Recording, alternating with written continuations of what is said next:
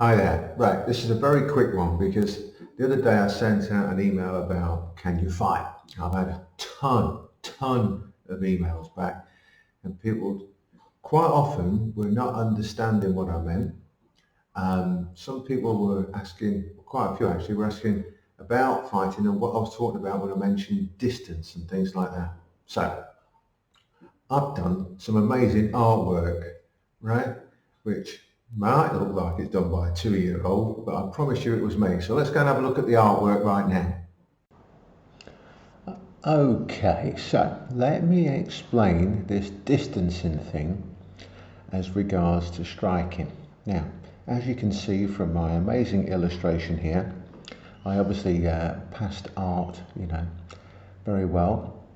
So let's have a look at it. Right, now I'm going to make this as simple as I can understand it. Let's assume that this little red bit up here is your shoulder height, and this red circle down here, sort of a circle, is the shoulder height of your opponent.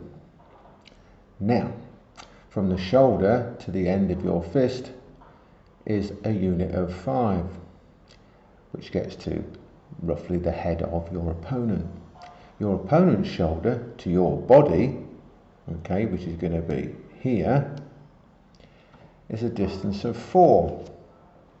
So that means that your opponent, his fist, his arm or whatever, has only got to be a unit of 4 long to make contact with your body. Your arm has got to be 5 long to make contact with this guy at this distance. So, in this respect, the shorter guy over here can land a punch on the taller guy, to the body, admittedly, not to the head, over a shorter distance than the tall guy, the guy being tall. So oftentimes, when people say fight tall, you can, if you're following this 5 line, leave yourself at a disadvantage. So how do we get around that? Well, if you bend your knees and come straight down so that this point here drops down to this level, you are still going to have a length 5 arm, so your arm will go from here and you can reach all the way over to here, which means you can outreach your opponent. So where your shoulder is, whether it's here or up here, that determines the length of your strike, doesn't it? Okay, this is obviously not to scale, but if you imagine that this is just 5 long, so let's say it's like that, right? As you get up here and then you bring that down towards here, it may or may not reach, but when you're up here it could reach. So as this distance gets longer, your punch may or may not land.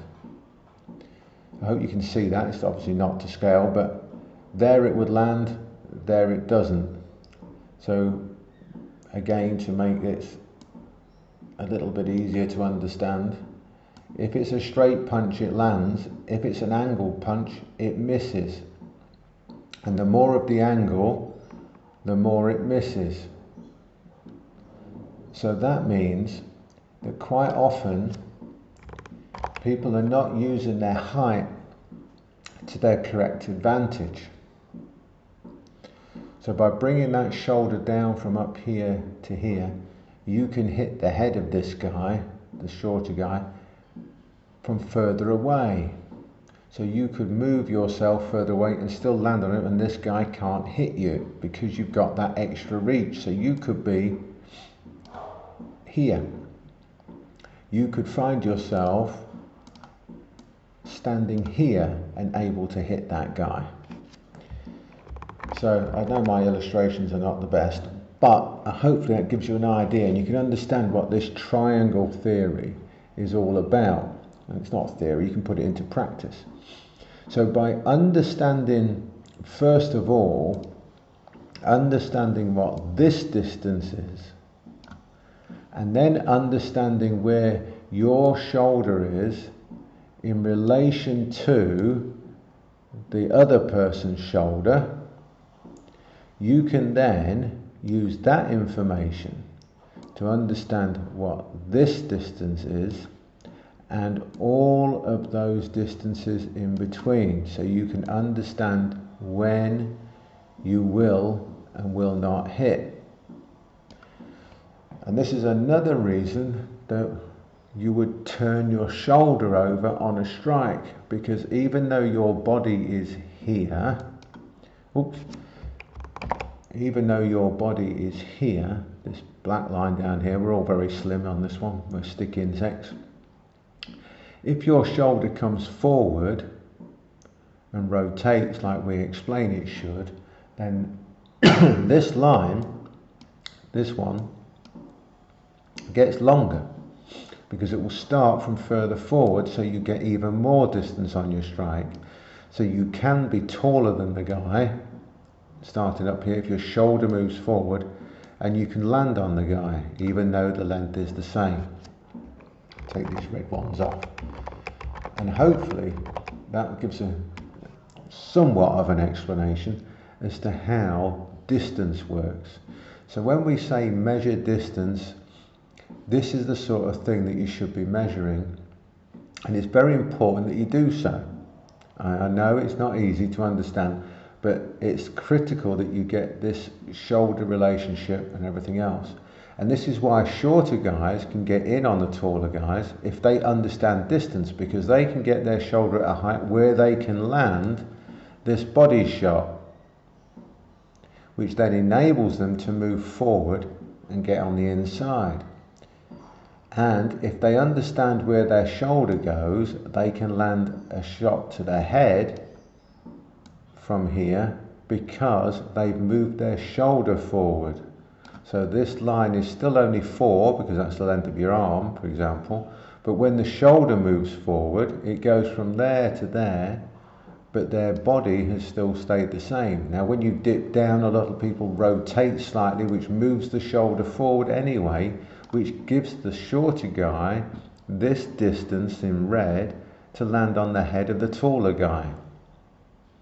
And it's almost equivalent to the distance of the 5 of the tall guy. Sometimes it'll be a bit more, sometimes a bit less. It varies depending on what's going on in the movement. But I hope you can understand what I mean by moving that shoulder in. So we'll cover some more in a sec. Okay, to explain a bit more about that wonderful artwork and the shoulder.